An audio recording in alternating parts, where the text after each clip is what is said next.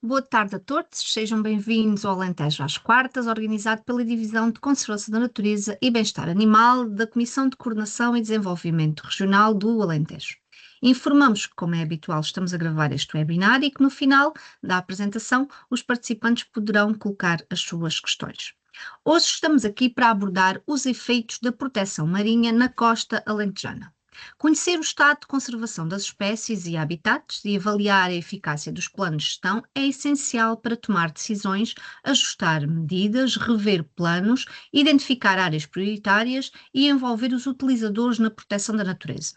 No âmbito do projeto Mars, foram desenvolvidos vários estudos na área marinha do Parque Natural do Sudoeste Alentejano e Costa Vicentina, que demonstraram que a proteção de locais de elevado valor ecológico traz benefícios ambientais. Para nos dar a conhecer este tema, temos João Castro, doutorado em Biologia pela Universidade de Évora, onde é professor e tem lecionado e coordenado disciplinas de Biologia, Poluição e Conservação Marinha. É licenciada em Engenharia Eletrotécnica e de Computadores, possui um MBA em Gestão de Empresas e é formador acreditado pelo IFP. É investigador e diretor do Laboratório de Ciências do Mar da Universidade de Évora, instalado em Sines, e membro do MARE, Centro de Ciências do Mar e do Ambiente, e do Laboratório associado à ERNT, Rede de Investigação Aquática.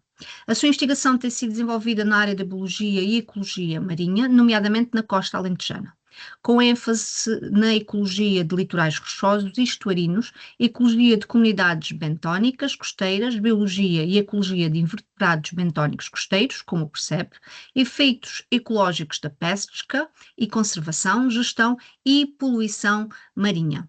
Muito obrigada, João, por ter aceitado o nosso convite e se quiser começar a sua apresentação. Obrigado. Quero, antes de mais, agradecer o convite da CCDR do Alentejo e também por terem aceitado esta proposta de seminário. Agradeço também a apresentação da Alexandra e, se não se importa, fazer só uma pequena correção, que a minha formação não é nessa área da engenharia ou eletrotécnica, é na biologia, mas eu não sei porque Então apareceu aí essa informação. peço desculpa. Não faz mal, mas foi engraçado. Obrigada pela correção, João. Foi engraçado ouvir essa informação e comecei a pensar, mas este não sou eu.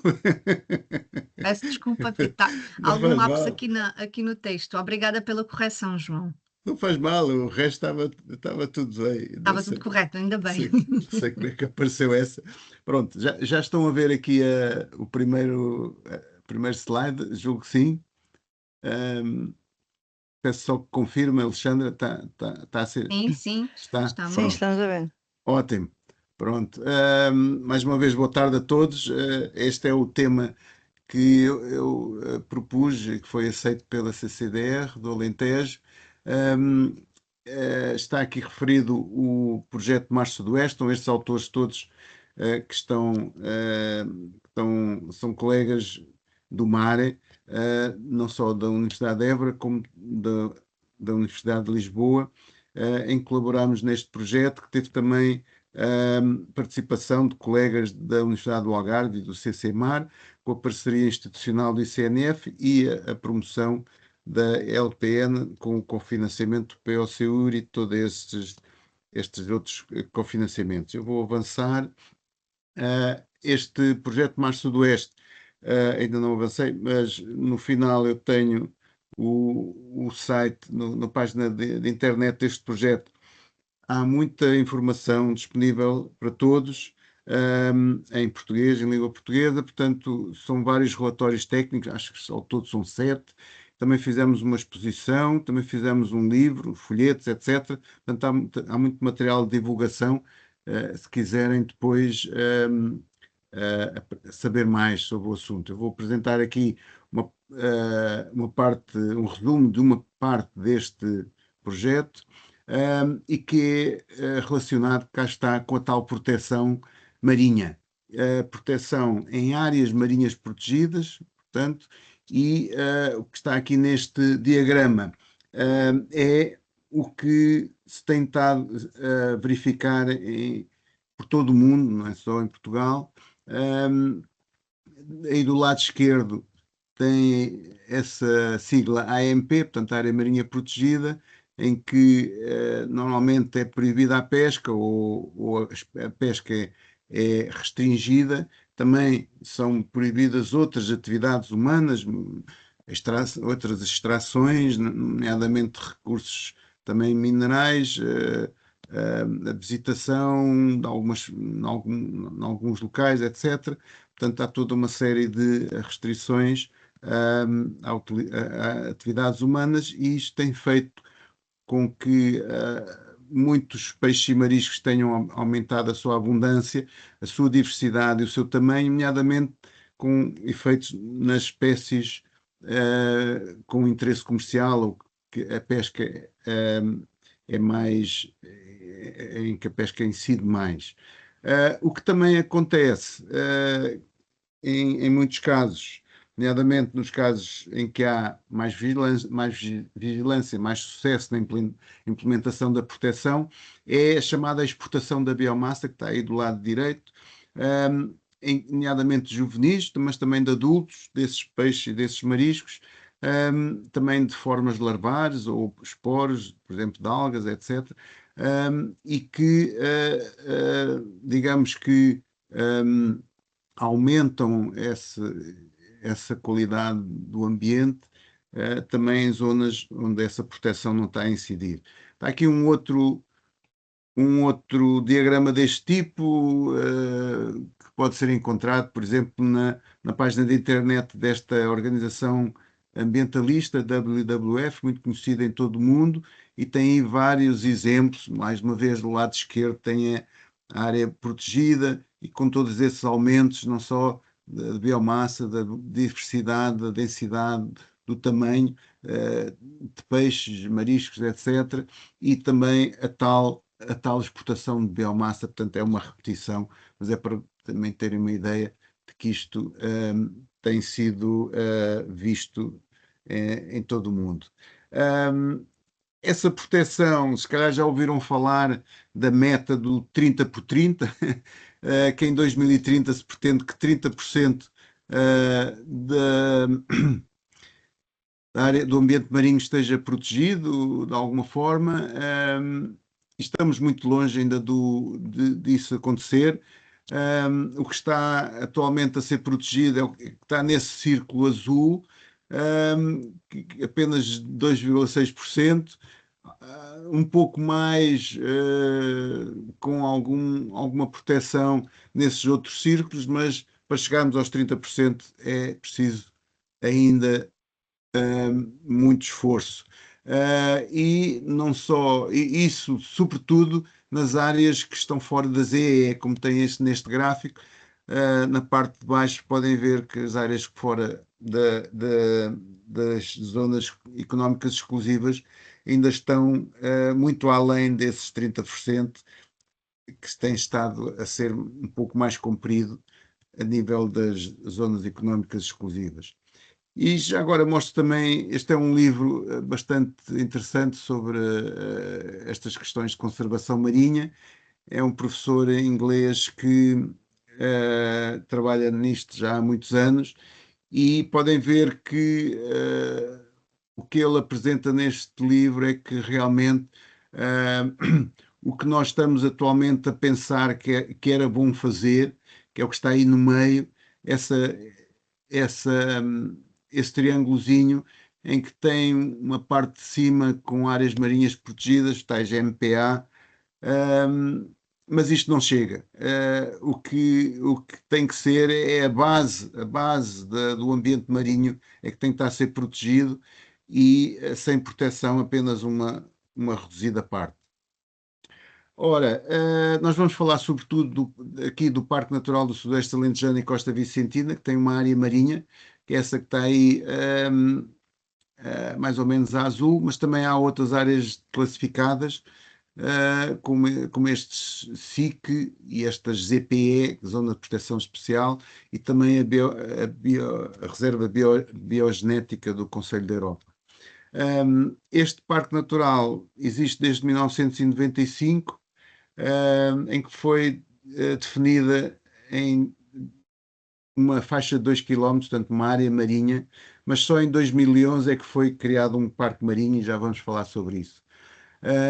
Existem várias, em relação à pesca, existem várias regulamentações, não só em relação à pesca comercial, como em relação à pesca lúdica. No caso da pesca comercial, é de referir que, a nível do parque, existe uma atenção especial em relação à apanha de percebo, portanto, a apanha comercial de percebo, que data, que existe desde 2006, entretanto foi revista, e existe também desde 2011 uma legislação em relação à pesca à linha apeada comercial. No que diz respeito à pesca lúdica, aplica-se a portaria 2014, houve as portarias que se iniciaram na costa continental em 2006.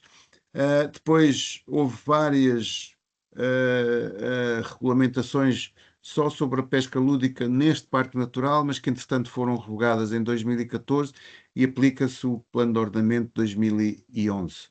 Já agora, que estamos a falar de pesca, mostra aqui um gráfico com estatísticas de pesca oficiais. Isto é do que é descarregado na pesca comercial, nomeadamente, sobretudo, com embarcações, e podem ver as milhares de toneladas que são aqui descarregadas.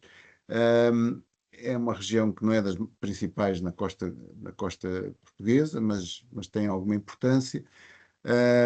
E podem ver aqui esta linha azul clara é referente aos peixes pelágicos pequenos, como a sardinha, a cavalo e o carapau.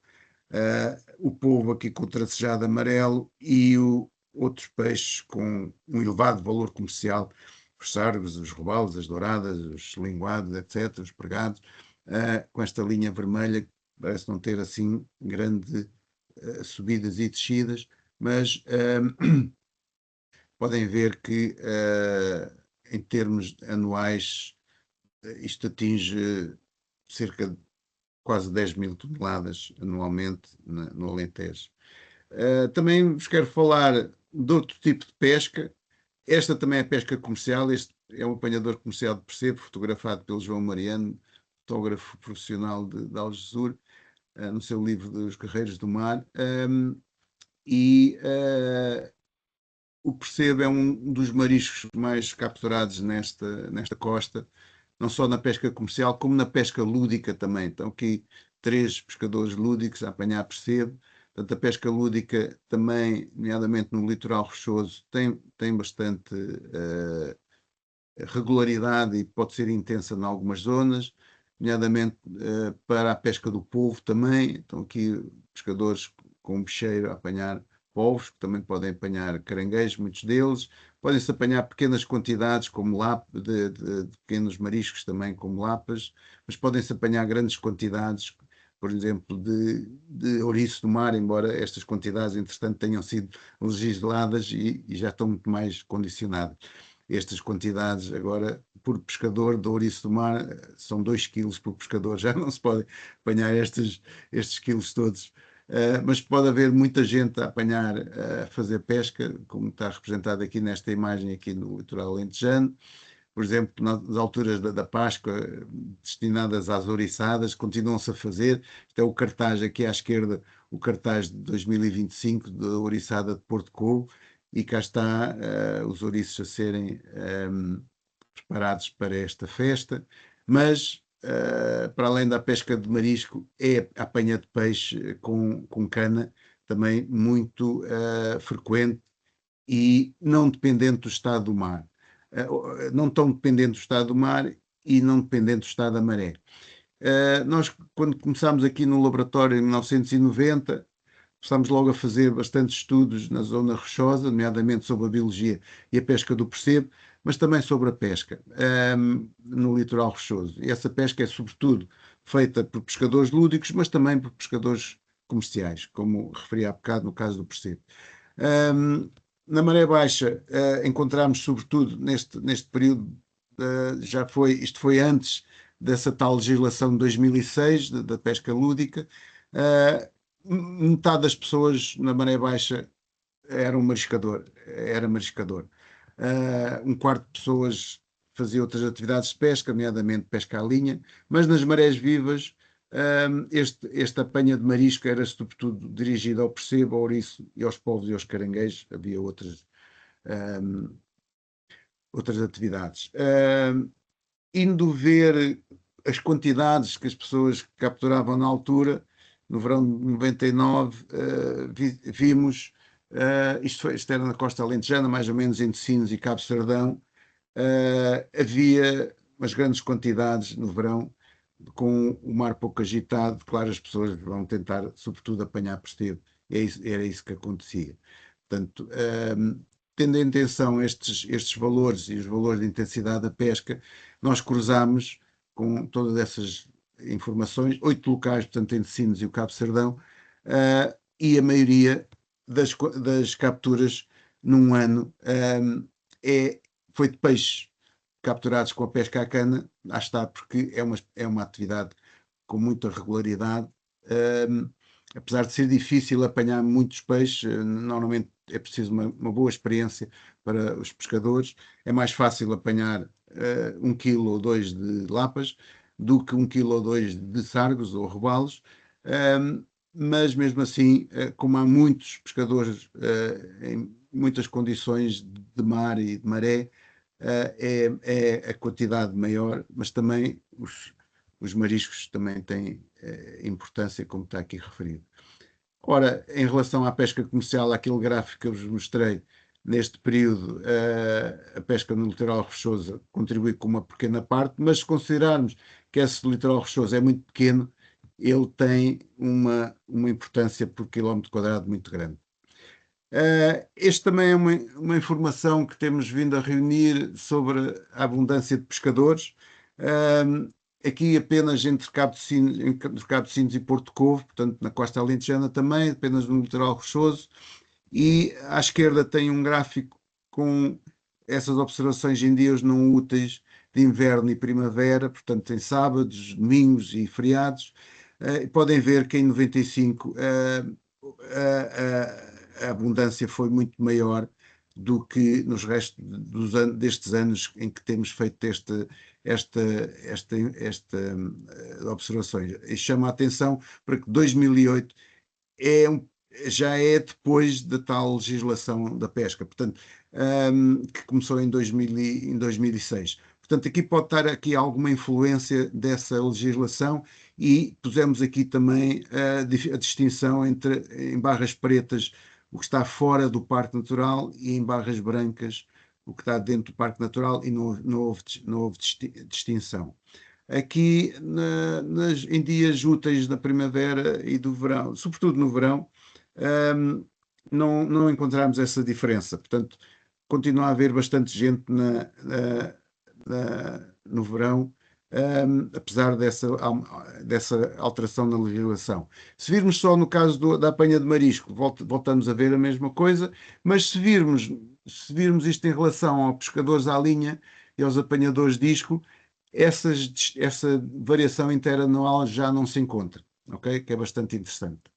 Portanto, voltando ao que vimos há bocado, a partir de 2011 foi criado um parque marinho, com a revisão do plano de ordenamento de 95, e nesse parque marinho foram criadas áreas especiais de proteção, nomeadamente as que estão a vermelho, são pequenas áreas de proteção total, e 4 principais áreas, as chamadas áreas de proteção parcial do tipo 1, onde a maioria das atividades de pesca é proibida, excetua-se a apanha comercial de percebo nas arribas da costa, portanto na costa continental.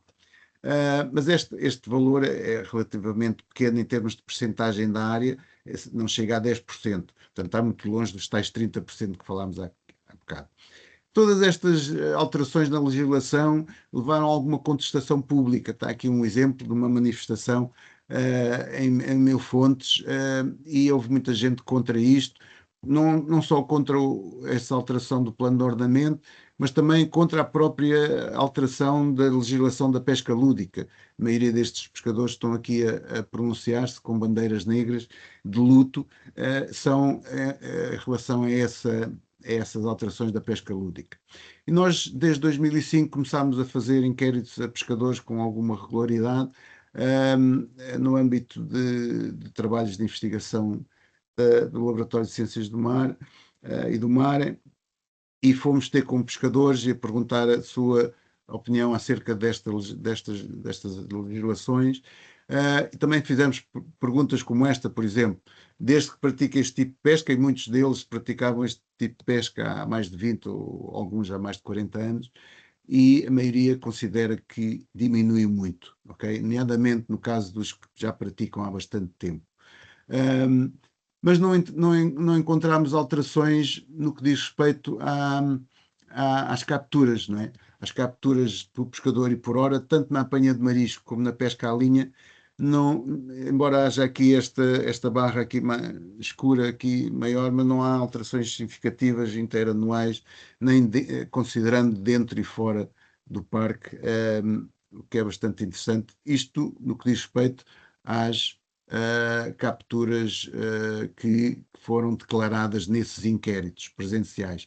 Chama a atenção aqui para os valores que são bastante diferentes no marisqueio em relação à pesca à linha. Pesca à linha por hora não chega a meio quilo, e podem ver aqui por hora, em média, passa de 1 quilo, não é? No caso do marisco. Também outro exemplo de perguntas que colocámos é se tinham conhecimento que em 2011 foram criadas essas áreas marinhas onde a pesca é interdita, ou parcial ou totalmente. A maioria diz que sim, a maioria concordou, portanto estão aqui valores bastante elevados, 300 pessoas entrevistadas entre 2011 e 2019, portanto mais de 50% concorda, embora haja 30% que diz que não concorda, que ainda é um valor bastante elevado. Se estas áreas marinhas protegidas se afetam negativamente a sua atividade de pescador no litoral, a grande maioria diz que não, apesar de muitos deles não concordarem, dizem que não afeta. Isso deveria ser feito de outra maneira, não a maioria, mas muitos dizem que não, ainda quase tantos dizem que deve ser feita de outra maneira, e aqui a principal crítica vai no sentido de que muitas pessoas consideram que esta proteção não deve ser permanente, deve ser rotativa. E aqui neste gráfico podem ver que há várias áreas, há vários parques marinhos na costa continental portuguesa, assim dos oceânicos, sem considerar as zonas estuarinas. Podemos referir, claro, este do Sudoeste Alentejano e Costa Vicentina, o Parque Natural da Rábida, a Reserva Natural das Berlengas e o Parque Marinho do Litoral Norte. Estas são as 4 principais oceânicas. Há também uma aqui na Reserva Natural das Lagoas de Santo André e da Sancha, mas que não tem gestão, não tem plano de gestão aprovado. Mas apesar de haver todas estas áreas e também fora da costa, é uma área muito pequena a que está a ser protegida. Há todas estas áreas aqui propostas e que estão em implementação na ZE portuguesa, e são as grandes áreas, são fora da costa. Por causa disto tudo, então, desde 2010 que temos estado a fazer trabalhos e temos estado a obter financiamento. Este foi um financiamento obtido no programa ProMar, em que fizemos em 2010, 2014, para verificar se essa proteção de 2011, que efeitos é que tem. Em 2017 e 2021 também fizemos este projeto de Mar Sudoeste, que eu vos falei há bocado, em que não só se faz essa avaliação dos efeitos da proteção, mas também se estuda a pesca comercial e lúdica, e se fizeram outros estudos, nomeadamente cartografia física e biológica, muitos deles que nunca tinham sido feitos nesta costa, e que estão disponíveis, mais uma vez, na página de internet. Por exemplo, fomos de mergulho ver se havia mais e maiores mariscos e peixes dentro vou só apresentar na Costa Alentejana, mas isto também foi feito na Costa Vicentina do Parque. Estão aqui as áreas de proteção parcial, aqui a da Ilha do Pessegueiro e do Cabo Sardão a verde, e podem ver as zonas de amostragem. Fomos de mergulho contar e classificar os peixes e os mariscos e ver o seu tamanho.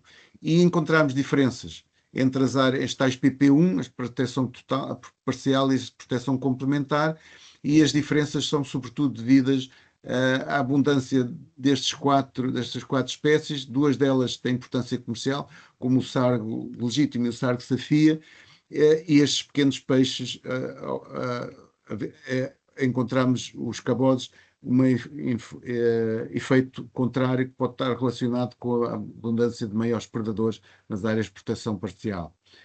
Estão aqui uns exemplos com gráficos. No que diz respeito à biomassa, isto foi possível fazer no Mar Sudoeste, e vimos que nas áreas mais protegidas encontramos mais do dobro da biomassa total nestas duas regiões, e mais uma vez tem aqui áreas peixe, devido à abundância, maior abundância nas áreas protegidas de peixes com importância comercial, como os sargos e também o bodião. Também fizemos pesca experimental, neste caso pesca à linha, a piada, também com o mesmo esquema, e podem ver que as barras verdes são maiores que as barras cor de laranja, e vimos bastantes diferenças, nomeadamente no sargo, 4 vezes mais, em alguns casos, 3 vezes mais noutro, ok? Já quando fomos na pesca embarcada, também fizemos o mesmo, com técnicas parecidas, mas não encontramos diferenças significativas. Portanto, encontramos mais junto à costa. Também fizemos a mesma coisa, mas usando redes, arrastos e covos, e também encontramos diferenças, maior abundância nas áreas protegidas, maior riqueza específica, alterações da estrutura das comunidades, alterações também no tamanho, e também encontramos mais juvenis, inclusivamente a exportação de biomassa para fora das áreas protegidas. Portanto, estão a ver aqui a branco, é a área do Pessegueiro, e aqui a sul do Sardão, fizemos dentro das áreas protegidas e fora, tanto a norte como a sul. Portanto, resumindo, basicamente encontramos aumentos na abundância, na diversidade, no tamanho também, nomeadamente em algumas espécies mais sedentárias, como por exemplo os safios, as abrótias maiores, safios mais pesados, também a biomassa do sargo, e a possibilidade de ter havido a exportação de biomassa, no caso, por exemplo, dos linguados de areia. Já agora, mostro aqui outros trabalhos associados, nomeadamente sobre a movimentação dos peixes. No caso do sargo legítimo, isto foi no projeto Protec. Estão a ver aqui, marcámos 19 sargos capturados na Ilha do Pessegueiro e libertados depois na mesma zona, e durante 2 meses eles não saíram basicamente da área protegida da Ilha do Pessegueiro, o que quer dizer que, mesmo sendo uma área pequena, pode contribuir significativamente para a conservação desta espécie, que tem uma elevada mobilidade, como nós sabemos. Pode haver sargos que se deslocam dezenas ou centenas de quilómetros. Estas duas espécies, a moreia e o safio, são mais sedentárias e também deram resultados parecidos, com telemetria acústica. Portanto, isto foi possível com uma rede de receptores acústicos dentro e fora da área protegida. E também o fizemos com os meros, em que estamos a tentar fazer experiências de repovoamento com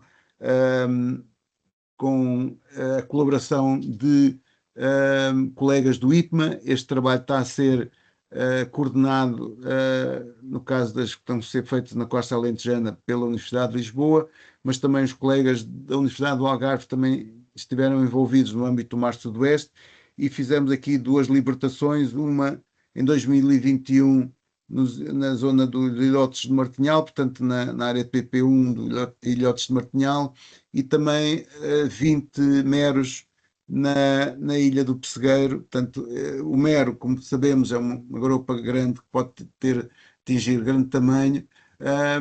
Tem muito importante para a pesca comercial, mas também para a pesca lúdica, aliás, para a pesca lúdica não, mas para o mergulho recreativo. Pesca lúdica não, porque é proibido atualmente capturar na pesca lúdica. E estas experiências inicialmente não correram bem porque os meros dispersaram muito.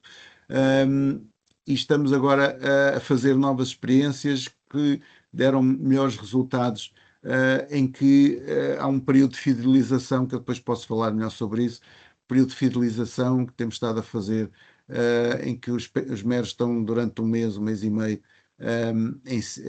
no Porto de Sines, a aclimatarem-se ao ambiente, e aí a dispersão já foi menor, porque aqui até chegou-se a encontrar um destes meros libertados na ilha de Pessegueiro, foi capturado na Ericeira, outros foram para a Rábida e outros foram mais para baixo, para a costa sul-algarvia. Portanto, em conclusão, foram encontrados efeitos significativos da proteção, em alguns casos. No entanto, ao fim de 10 anos de proteção, estes efeitos nós consideramos que poderiam ter sido mais significativos, mas mesmo assim encontramos bastantes efeitos significativos. Não sabemos porquê, se isto também evidentemente que esta proteção nem sempre é respeitada, e temos exemplos disso. Muitas vezes íamos fazer estes estudos e encontrávamos artes de pesca em funcionamento nas áreas protegidas. Não é fácil fazer esta proteção. É muito importante a colaboração dos pescadores e de todos os utilizadores, nomeadamente em processos de cogestão, que é a partilha da gestão com pescadores, é um passo fundamental que falta dar aqui nesta região costeira. Não é só com o percebo, em que isso poderia ser bastante, funcionar bastante bem, como já funciona noutros locais da Península Ibérica, como no norte de Espanha, e que também está agora a dar os primeiros passos nas berlengas, também com a colaboração da Universidade de Évora e colegas nossos aqui do laboratório. É também possível fazer isso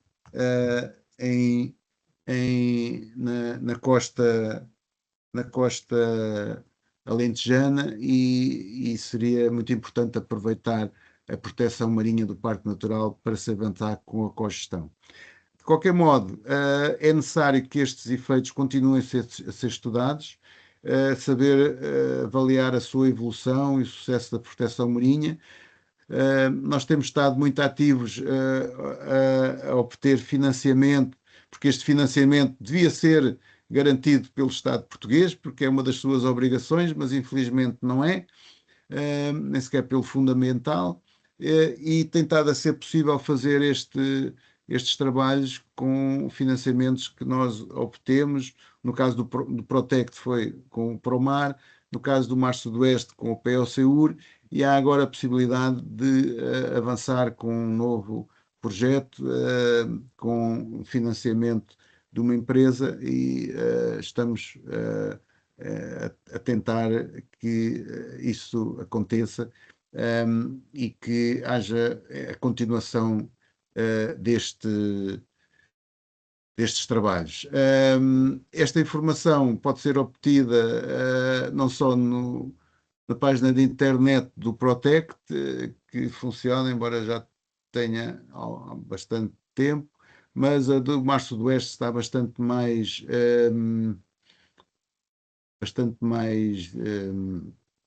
completa, tem esses tais relatórios finais todos, tem um livro. Nós publicamos um livro de divulgação científica, que tem uma linguagem bastante acessível a todos, a explicar todos estes processos e todos estes resultados que obtivemos. E, portanto, também os convido a visitarem. Também há uma exposição no Mar Sudoeste que tem sido divulgada em vários locais da nossa costa, inclusive em Lisboa também, em Olhão, e pode ser que um dia destes também as pessoas que estão a assistir a este seminário também possam ter a possibilidade de consultarem. E é tudo. Muito obrigado. Não sei se ultrapassei demasiado o tempo. Não, João. Muito obrigada, João. Deixem-me só aqui que eu vou permitir aqui que os nossos participantes possam colocar as suas questões. Lembrar que agora poderão escrever quer na conversa, quer levantando a mão, poderão participar e colocar as suas questões ao orador. Eu estava com receio de ultrapassar o tempo demasiado e fui um bocado rápido, peço desculpa, mas aqui com o debate pode ser que algumas dúvidas tenham surgido, que possa esclarecer. De Portanto, qualquer modo, não ultrapassou o tempo. Portanto, obrigada aqui pela apresentação, João. Já agora, enquanto os nossos participantes estão aqui assim um bocadinho tímidos, perguntar-lhe o seguinte, relativamente à continuidade dos estudos e na área em questão, o João falou aí de forma breve que há uma possibilidade de se continuar aqui algum do trabalho que já foi feito. Tem mais informações que possa partilhar connosco sobre esse assunto ou ainda é algo? pois, pronto, no caso do Protect, nós candidatámos esse projeto ao programa ProMar, que era um programa mais dirigido à pesca, mas nós também conseguimos convencer os financiadores que era importante também compreender, fazer este estudo sobre a conservação marinha, porque assim nós também compreendemos qual é o efeito da pesca. No caso do Mar Sudoeste, isto foi financiado através de um programa comunitário, que era mesmo dirigido à conservação da natureza.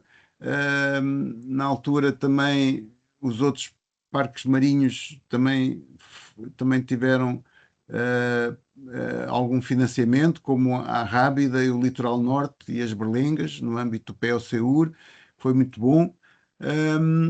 Agora, neste novo quadro comunitário, não há nenhum, não há nenhum filho do POCUR. Há o Mar 2030, digamos assim, mas não abriu para já nenhuma possibilidade de se avançar com uma candidatura destas, e portanto não está fácil fazer a obtenção de financiamento para esta monitorização, que, como eu disse, devia ser assumida pelo Estado, porque é uma das suas obrigações, fazer esta monitorização e apresentar resultados em relação a isso. E não é só uma monitorização do que existe, é também vermos de que maneira é que a atual gestão, a atual conservação pode ser melhorada. Inclusive ou aumentando o parque marinho, ou aumentando as tais áreas de proteção parcial. As áreas de proteção total são muito pequenas, foram feitas, pronto, ainda bem que foram feitas, mas são mesmo muito pequenas, portanto têm um impacto bastante reduzido. Estas de proteção parcial não, não são grandes, mas também são um bocadinho, mas já estão a ter algum efeito, e era muito importante continuar-se com esta. Respondendo concretamente à sua questão, pronto, estamos a tentar, junto de uma empresa que está aqui na região com atividade industrial, de modo a que, no âmbito das suas medidas de compensação, de mitigação, também seja possível obter algum financiamento para se continuarem a desenvolver estes estudos com mais inteiro, de uma forma mais completa. Nós continuamos a fazer alguns trabalhos, mas não o que era mesmo necessário fazer. Obrigado. E está aqui. Dizer que Cláudia Castro, já lerei a sua pergunta, entretanto vou dar a palavra aqui à Patrícia e a seguir à Isabel, que levantaram a mão. Patrícia. Olá, boa tarde. Eu não sei, espero que a pergunta seja pertinente. Não tenho a certeza porque eu não ouvi, não consegui ouvir tudo. Mas a minha questão era a seguinte, pelo menos ali no parque, eu queria saber se tem a noção de alguma relação entre as culturas intensivas de regadio e a diminuição pronto, desse tipo de biodiversidade nas zonas rochosas. Eu sei que ali no Parque Natural do Sudeste Alentejano, pelo menos alguns pescadores têm noção disso. Se tem alguma noção dessa ligação. Obrigada. Alexandra, quer que responda uma a uma ou... Sim, pode, João. Ok. Patrícia, muito obrigado por essa questão que é bastante interessante e muito pertinente, extremamente pertinente. Inclusive é porque existe essa ideia de que a agricultura intensiva, que tem vários impactos ambientais e com certeza que os terá, não só, sobretudo em terra, não é? Onde atua, mas também poderá ter no mar. Poderá ter no mar, nomeadamente porquê? Porque há águas de escorrência, não é? Que depois são descarregadas no ambiente marinho.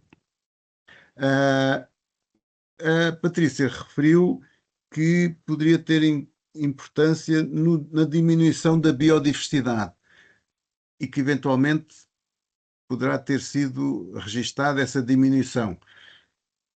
Nós, nestes trabalhos, não temos estado a registar uma diminuição da biodiversidade a nível do parque marinho.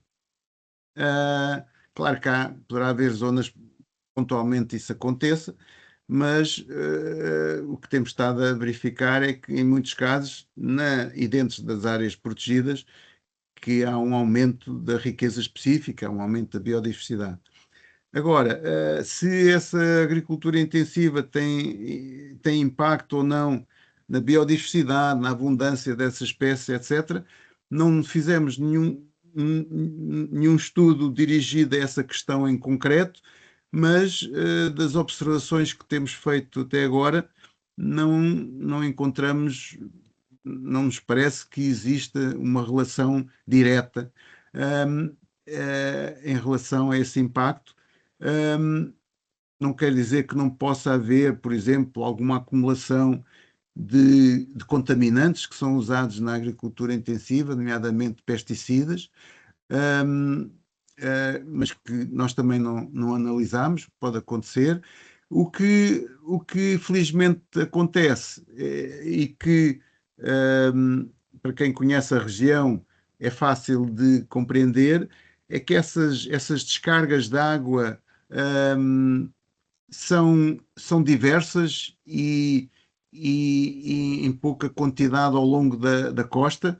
Não há, digamos, a não ser o rio Mira, que é um rio com, com, com importância e com tamanho considerável nesta região, mas não é um rio de grande dimensão, e que, portanto, não concentra tanto esses problemas. Portanto, essas descargas são feitas ao longo da costa em pequenas quantidades e sabemos que esta costa também tem uma agitação marítima elevada na maior parte do ano e, portanto, contribui também para uma grande dispersão de eventuais descargas, não só de pesticidas, como de matéria orgânica, de fertilizantes que são utilizados nessa agricultura intensiva. Portanto, embora não tenhamos feito nenhum trabalho em concreto sobre o impacto da agricultura intensiva no ambiente marinho do Parque Natural, hum, e que faz todo sentido que seja feito, que nós já propusemos várias vezes que seja feito, não foi possível até agora fazê-lo, mas não parece à partida que esteja a ocorrer um impacto significativo. avançamos com a Isabel e Alexandre, o que é que achas? Isabel Pinheiro. Boa tarde, João, Alexandra e demais colegas que estão a assistir. Espero que estejam todos bem. Olha, João, não é tanto uma questão, como sabes, eu sou geóloga e assisti com muito interesse, mas foi mesmo por interesse pessoal. Mas é mais uma recomendação. Não se, relativamente aos financiamentos, eu não sei se vocês já exploraram aqui a hipótese de financiamento por parte do Programa Regional do Alentejo 2030, que é gerido pela CCDR, não o POCUR, que é nacional, mas da CCDR. É que esteve aberta há muito pouco tempo, nem sei se já fechou, um período de candidaturas para apoio a projetos no contexto da conservação da natureza. Parece-me que o vosso poderia ter enquadramento, não sei, é mais um conselho e uma via que poderão explorar. Tivemos a analisar essa questão, sim, mas pronto, como havia esta possibilidade deste financiamento privado, achámos que seria de esperar para ver se seria de avançar ou não, e esperar que eventualmente, se não for possível esse financiamento privado, então avançar aproveitar um outro aviso do Programa Operacional Regional. Mas agradeço, Isabel, essa chamada de atenção. Ok, já sabiam. Ainda bem que existem... Às vezes nem nos lembramos do que temos à beira da porta, é só por isso. Ainda bem que existe essa possibilidade. Pois, existe, sim. Pronto, obrigada. Obrigado. Obrigada, Isabel. Obrigado, Patrícia. É interessante relembrar que os participantes poderão levantar as suas mãos e colocar as questões diretamente oralmente. Temos aqui na conversa a Cláudia Castro que pergunta: quais os principais desafios, obstáculos, encontrados ao longo do projeto e qual o papel dos municípios? Bom, desafios e obstáculos. Obrigado, Cláudia, pela questão, pelas questões. São vários desafios e obstáculos. O primeiro, pronto, foi logo a obtenção de financiamento. No caso do Promar foi mais fácil, no caso do POCUR não foi nada fácil. Nomeadamente porque foi preciso encontrar uma entidade que pudesse apresentar a candidatura, porque as universidades não o podiam fazer. Enfim, depois foi preciso encontrar entidades que pudessem contribuir com a comparticipação nacional. Na altura foi, julgo eu, que era de 15%. Alguns municípios colaboraram, nomeadamente Vila do Bispo, Algesur e Odmira, municípios que são abrangidos pelo Parque Natural, evidentemente, e também o Fundo Ambiental também contribuiu, foi muito bom. E, claro está, os principais desafios também no meio disto tudo é o trabalho no mar. O trabalho no mar não é fácil, está dependente de muitas condicionantes, nomeadamente o estado do mar, etc. Qualquer trabalho no mar também tem os seus riscos, e outros obstáculos também, digamos que digamos, o trabalho todo que nos propusemos a fazer, fomos demasiado ambiciosos mas pronto, acabou por correr bem. Tivemos uma equipa que trabalhou muito e conseguimos fazer os tais relatórios finais todos, que são 7 relatórios, mas bem, também foram desafios, digamos assim. O papel dos municípios tem sido, os municípios têm apadrinhado, têm valorizado este trabalho, embora pudessem valorizar mais. Esta conservação marinha, eu na altura em que saiu o Plano de Ordenamento de 2011, fazia parte do Conselho Estratégico do Parque Natural e lembro-me de ter sido convocado a uma reunião que eu não pude ir porque não tinha outro compromisso, e quando o Plano de Ordenamento foi aprovado e foi publicado, os 4 municípios abrangidos pelo Parque Natural pediram uma reunião do Conselho Estratégico e fizeram logo uma declaração conjunta a criticar o plano de ordenamento e que não concordavam com muitas coisas.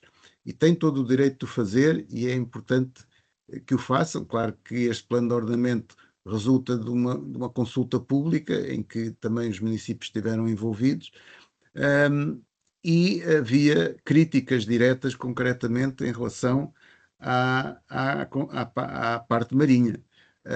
A parte marinha, como eu referi na apresentação, este Parque Natural existe desde 1995, quase que ainda não tinha sido feito nada em relação à área marinha, não tinha sido criado um parque marinho, tinham sido criadas, por exemplo, a portaria para a regulamentação da apanha comercial do percebe, e algumas portarias também da pesca lúdica, mas muito pouco tinha sido feito no que diz respeito à conservação marinha, e felizmente que houve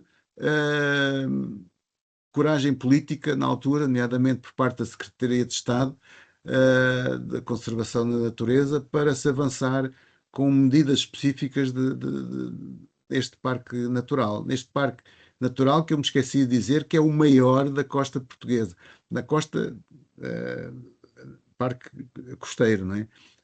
Não estamos a falar daquelas áreas grandes de fora da costa.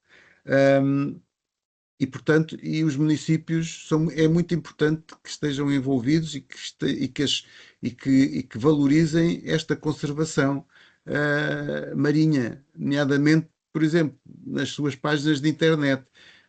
Na página de internet de muitos destes municípios não há quase referência nenhuma ao facto de haver estas áreas de proteção parcial, que existe uma em cada município.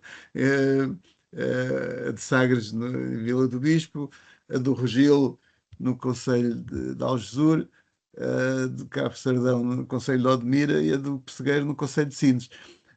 E há muito pouca informação que os municípios apresentam, nomeadamente até para fins turísticos. E dá-se muito pouca importância ao facto de existirem estas áreas marinhas protegidas, no que diz respeito ao turismo. A própria Rota Vicentina, por exemplo, que é uma organização, um destino turístico importante, quase que não divulga o facto de haver esta conservação marinha. Portanto, é muito pouco divulgada e é pena, porque devia ser mais valorizado. Obrigado. Então, passamos para a Paula, é isso? E sobre esses últimos aspectos poderemos falar também de outras coisas, mas não falaremos. Agora temos aqui a Paula Carmo, que perguntou o seguinte: os efeitos da poluição também têm sido tidos em consideração? Nos vossos estudos é analisado o impacto dos microplásticos nos organismos marinhos no Parque do Sudoeste Alentejano? Pronto, eu agradeço muito também à Paula estas questões, são também pertinentes, e tem toda a razão, eu não fiz referência a quase nenhuma às questões da poluição. Fiz referência que também esta proteção marinha também é destinada a proteger estes ambientes em relação a outros impactos, nomeadamente de atividades humanas. Uma delas é a poluição, claro está. Mas, neste caso, pronto, as atividades humanas que estão aqui mais em consideração são as relacionadas com a pesca, a extração de recursos vivos marinhos. A extração de recursos minerais não é importante nesta zona.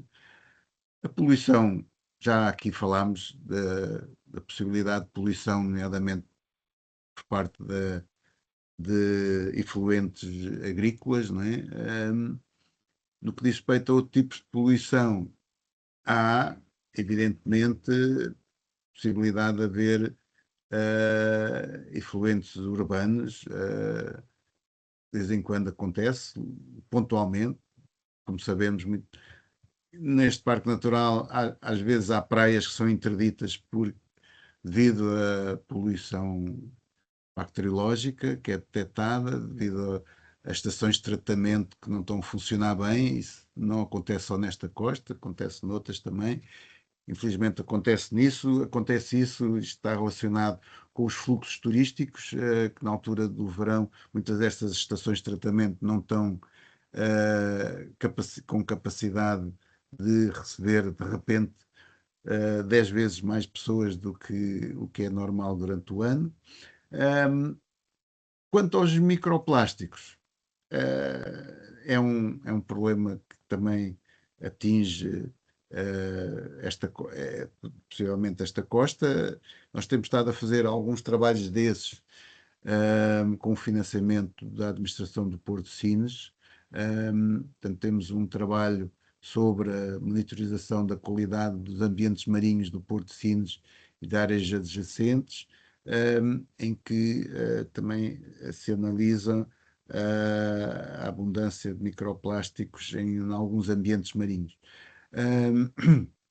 Essa poluição, como nós sabemos, dos resíduos sólidos, seja de plásticos ou de outros resíduos sólidos, é muito genérica, não, as suas origens são difusas, não é? E, portanto, não é fácil encontrarmos o problema na sua origem e diminuí-lo, como sabemos, senão isso já tinha sido feito. Mas a nível do Parque Natural, a não ser aqui esta zona do Porto de Sines, que não faz parte do Parque Natural, na maioria, não temos estado a analisar essa questão dos microplásticos nos organismos marinhos. Passávamos então aqui para o Horácio, não é? O Horácio dá aqui os parabéns aqui ao trabalho que tem vindo a desenvolver e assim também à sua apresentação, João. E pergunta se é possível informar sobre o montante anual do rendimento em euros alocados à pesca do peixe, marisco e polvo na Costa Vicentina. E o IVA resultante das vendas anuais em lota, qual o valor anual que é necessário para a monitorização e estudos complementares, que, como disse e concordo plenamente, é a incumbência do Estado. Pronto, muito obrigado também ao Horácio por estas questões e ainda bem que gostou da apresentação. Eu não tenho, não tenho agora na cabeça estes valores, nem de IVA, nem nada dessas coisas, mas estes valores são facilmente obtidos no Instituto Nacional de Estatística. Aqueles valores que eu apresentei do rendimento da pesca comercial são obtidos no boletim da pesca. Eu de antes comprava um por ano, até em Évora, eram publicados em papel e de repente veio a internet e está tudo disponível à distância de um clique, como se costuma dizer. Basta ir à página de internet do Instituto Nacional de Estatística para se obterem os boletins da pesca, e em relação à pesca comercial está lá tudo registado, os valores das vendas e etc. Da pesca comercial, claro está. Essa a informação referente à outra pesca, a pesca que normalmente não se vende, né? Pesca lúdica, as capturas resultantes da pesca lúdica, legalmente não podem ser vendidas, né? Mas infelizmente sabemos que isso também é vendido em muitos casos, nomeadamente nos recursos mais valiosos, como é o caso do percebo, e muitos peixes também que são vendidos ou a cidadãos particulares, ou a restaurantes, etc., e que fogem ao circuito comercial. Estas questões dos circuitos comerciais é muito importante que haja algum controle na distribuição, mas também, sobretudo, para que os recursos sejam valorizados. Por exemplo, estava a falar há bocado da cogestão da pesca do percebo ou de outros tipos de pesca que existe em Espanha, e essa cogestão não veio só